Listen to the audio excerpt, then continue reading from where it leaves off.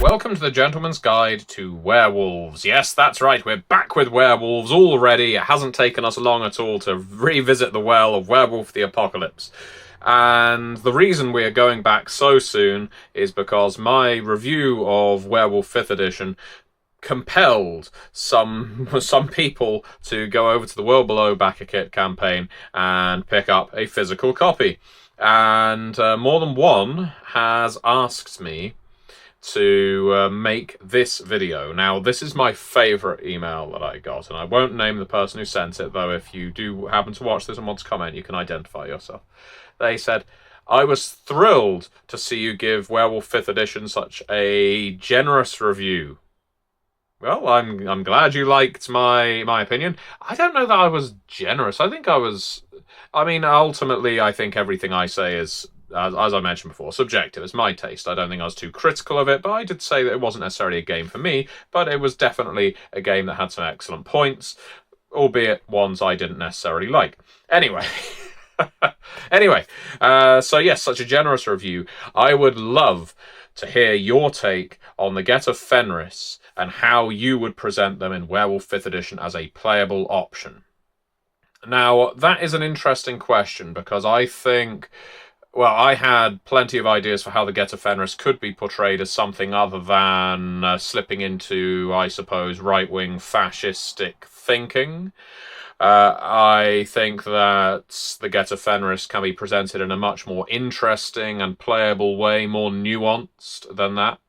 I believe, and I'm not going to quote because I don't know this for a certainty, but I believe Justin Achille, who I have encountered many times, I think he's a splendid fellow, an excellent game designer, said that one of the reasons the Get of Fenris weren't required as a tribe in 5th edition was because, well, the Arun, the auspice, the war auspice, if you like, of werewolves in Werewolf the Apocalypse already covers many of the features the Get of Fenris do without all of the negative baggage that the Get of Fenris carry. And I can absolutely understand that. I can understand that point. But my takeaway from that is that you need to kind of develop the Get of Fenris a little more to give them more than that.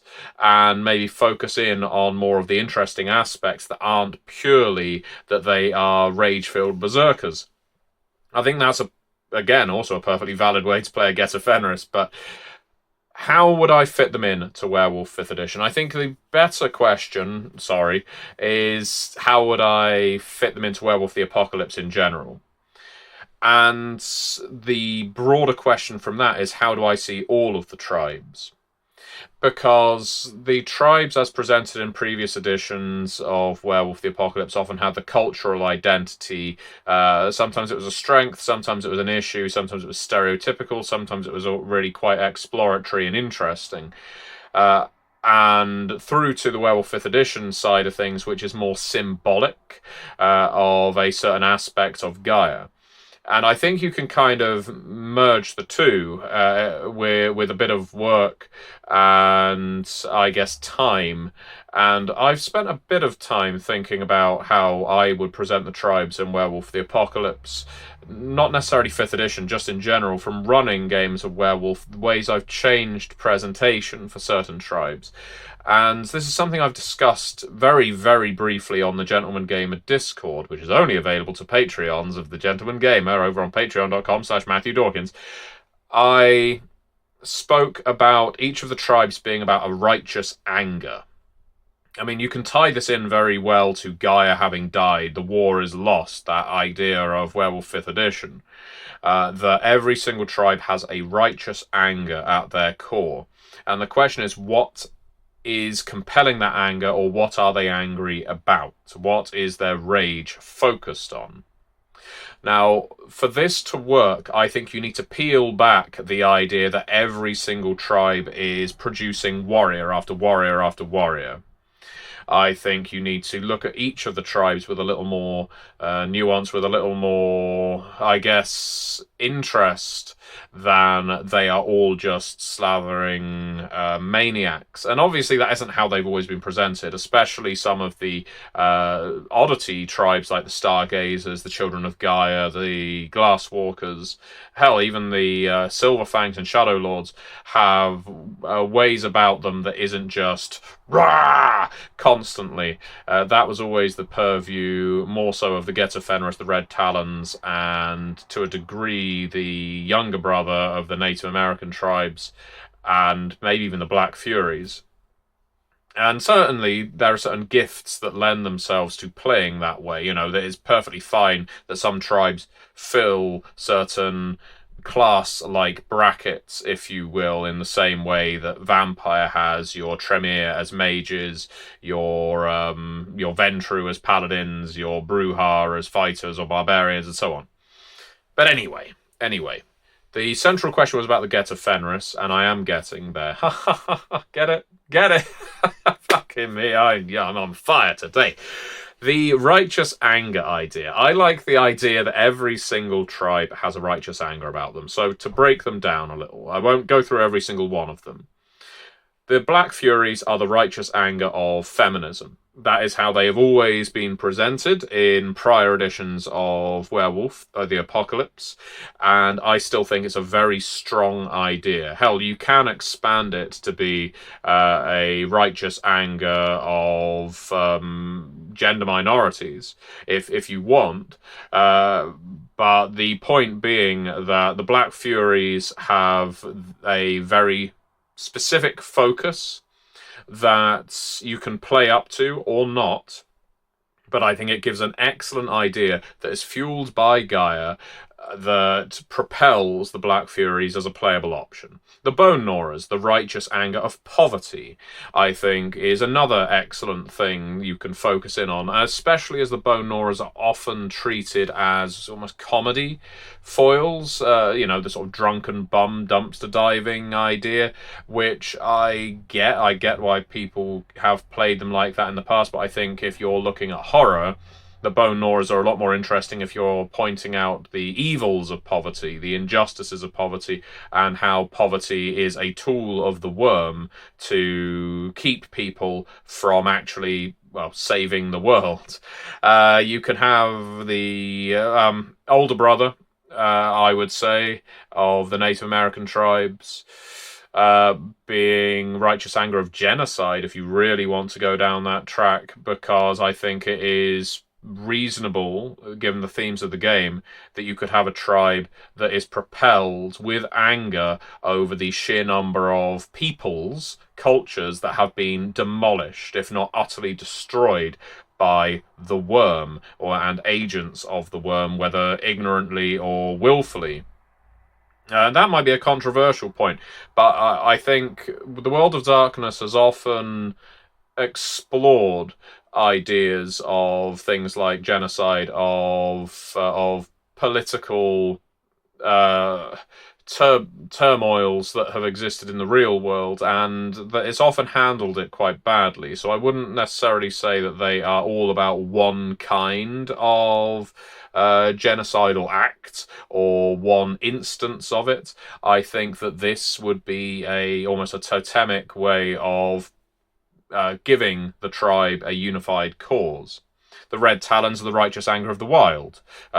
You could even limit that, if you want, to animals, so that then you could actually use Younger Brother as the righteous anger of the climate change, if you want, of climate. So they could be nature, as opposed to the Red Talons, wild animals. So you've got extinction there. And the two can kind of mesh quite nicely. The Silent Striders, the righteous anger of displaced peoples. They are forced to move around because they have lost their homeland. So this is a tribe of refugees. This is a tribe of people who are fighting against the displacement, the unnatural displacement of people. And sometimes these things are going to overlap, because sometimes climate will displace people, sometimes war will displace people, and likewise sometimes you will have the same kinds of things influencing things like poverty or misogyny, patriarchy, and so on. But where does this get to us with the Get of Fenris? Well, I see the Get of Fenris, and this might sound quite familiar to those of you who are already keen on the Get of Fenris, the righteous anger of warriors. Now, how does that make sense, you might be thinking? Because surely warriors are always angry. And I see them almost as the PTSD tribe. That sounds horrible, I grant you, but bear with me, because I think you can very easily still marry up the cultural aspect of Norse identity with a certain Spartan style of thinking. That the Get of Fenris are cult-like, that as soon as you experience your first change, you are essentially told, you are what you are so that you can die for Gaia. You will kill as many servants of the worm as you can on the way down, but you are going to die on the battlefield for Gaia. Imagine the effect that has on the mind of a young Get of Fenris werewolf. So they are indoctrinated to be warriors. And where does this righteous anger come from? It's because they are the tribe that is prematurely grey. They are the tribe that carries the most battle scars, because they are told that it would be ignoble to heal them all. You want to display how many battles. These are your medals, these are your tours of duty. The Get of Fenris are the tribe that has all of this anguish from having to fight war after war against forces of the worm and have very little respite. And when they do go back to the real world and they have to interact with anyone that isn't a werewolf, so anyone outside of the pack, your kinfolk, mortals, you feel utterly alien. You feel completely removed because your life is the battlefield. Now, that may sound restrictive to you. I disagree.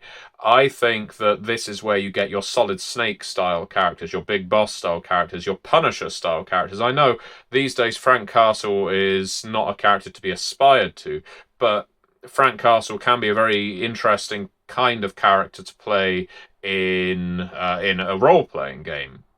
That doesn't necessarily mean your character is a might makes right zealot. You can play that, but I think it's more interesting to play someone who is struggling on that path. I think that you will get a lot more fun and more interesting stories to tell if you are someone who is struggling with the fact that you have this duty, you are wearing this obligation that you must constantly fight. Now, that doesn't always mean losing control and charging into battle, but you are the person who is responsible for not only sending yourself into battle, but rallying the rest of your pack, the rest of your sept, and getting them into battle, even when you know it's hopeless. And that means sometimes you've got to tell them lies. You're not always going to be a grunt. Sometimes you're going to be a commander. And that brings with it another kind of battlefield stress. I think positioning the Get of Fenris as that righteous anger of war or the warrior allows you to continue playing up their cultural identity, which often associates with war a certain degree of honor and glory, while also examining the negative aspects of that same thing. And what's more, I think you can still explore some of those parts of W5 that some fans of the Fenrir aren't fond of, such as the idea that maybe some elder Get of Fenris don't see the blurred lines anymore. Maybe they are fanatics, maybe they are zealots, and maybe they spend more time hunting down Get of Fenris that have abandoned the front line, and they punish those werewolves with more vehemence than they do obliterate the enemy. They think there is nothing worse than a coward. If you show a yellow streak on your back, you are worse than a servant of the worm at that point. And I like another idea that I've got, which is that maybe some of these mantles are inherited. Maybe tribes shift over times and their righteous anger has altered with it, because sometimes these things are not going to have made sense in certain eras. Maybe the Get of Fenris weren't the original tribe of righteous anger. Maybe that was the White Howlers, and it was through their righteous anger and hubris that they got themselves killed and corrupted. And so the Get of Fenris had to inherit that mantle. Maybe before they were something a lot more spiritual, if you want to tie them into their Norse, their Aesir worship, but now they can see themselves heading down that same path. They can see their tribal elders pushing them down that same path, because as far as they're concerned, the hawkish way, the destructive way, is the only way to win the war of the apocalypse at this point. And so you have got to take on that hellish, onerous task of possibly changing your tribe from within. Essentially, changing your tribal totem, if you still want to go with that terminology, and making the modern Get of Fenris something that is not destined to die in battle, unless that death is justified. And what an interesting question to explore in a game of Werewolf the Apocalypse. When is a death justified? When is it wasteful? I think having a character that feels the burn, feels the urge to war, but has that voice in the back of their head that is asking the question, much like I'm sure many soldiers, to take the Great War, the First World War, as an example. We have all, I'm sure, heard of or pictured the story of the young soldier who joined up with his friends, and he gets through training. On the first day, he's in his trench, and he's told, you're going to be going over the top. You're going to be going over the top and marching towards the enemy. And by God, you're going to march slowly, in formation, with bayonet ready. And the young soldier will say, but I'm not ready for this. I'm scared. And his sergeant will look at him grimly, but resignedly, and say, I know you're scared. We're all scared, but you have a duty to do. This is what you signed up for. Don't let your fellow men down. Imagine that being the kind of mantra that is resounding, echoing through a Fenrir's head. And I think at that point you have started to explore a tribe from a more interesting way than just, let's say, having them all descending into fascism. And don't get me wrong. I think there is a correlation. Well, in fact, there's definitely a correlation between the warlike mentality, the might makes right mentality, the idea that it is better to live and die on the battlefield than, adopt silk slippers at home, and fascistic thinking. There is a clear link there. But that doesn't mean your character has to be buying into that part of it. I think all of the tribes having a dark side, so to speak, is a way of expanding Werewolf the Apocalypse. It's frankly dull to have the Children of Gaia as the good guys, the Get of Fenris as the bad guys, the Red Talons as the uncontrollable ones who can't act civilly in public, And if you are fans of the Get of Fenris and you like these kinds of ideas, you really should check out, I wouldn't call them my tribute to them, but I wrote them for Curseborn, the Get of Leica. I mean, I use the term Get of because I was aware, the Get of Fenris were no longer in Werewolf the Apocalypse 5th edition as a playable tribe from the off anyway. And I wanted werewolves, of course, in Curseborn. We have an entire lineage of shapeshifters. We have our 8 hands, our cartel of spider shifters. We have our Sphinx, our very aloof cat and chimerical shifters. We have our raptors, our reptilian serpent and bird-like shifters, and we have our spawn of Vodnik, our fish, frog, and maritime deep one style shifters, and I'm sure there are more. But centrally, we have our Get of Leica, who are our werewolf shapeshifters, our archetypal shapeshifter, if you will.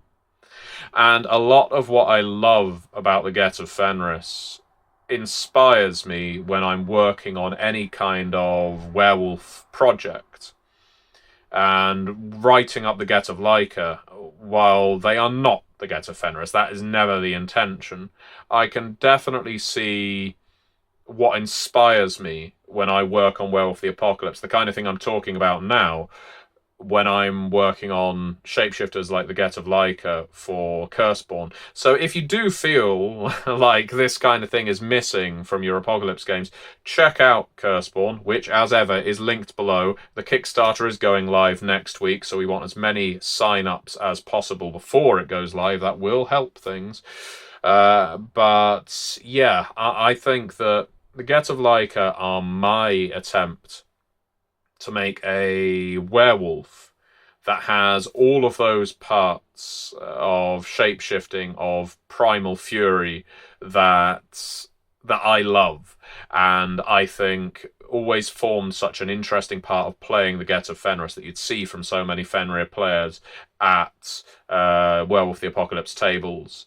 So Anyway, I hope you enjoyed my take on the Get of Fenris. I think you kind of have to re-engineer all of the tribes to make my righteous anger idea work. But there's some similarity there. You know, it crosses over somewhat with the way they were presented in previous editions and how they're presented in Werewolf 5th edition. And but that aside, this is just the way I tend to position tribes when I run Werewolf the Apocalypse, and hopefully it will give you some inspiration.